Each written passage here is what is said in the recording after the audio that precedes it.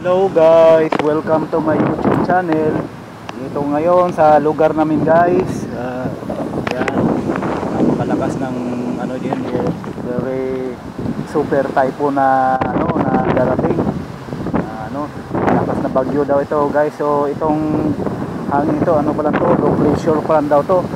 Meron pang mga wipis pa daw ito lalabas ng bagyo to guys. Yan. Napakalakas ito, parang hinahampas-hampas yung yung mga kawayan ito.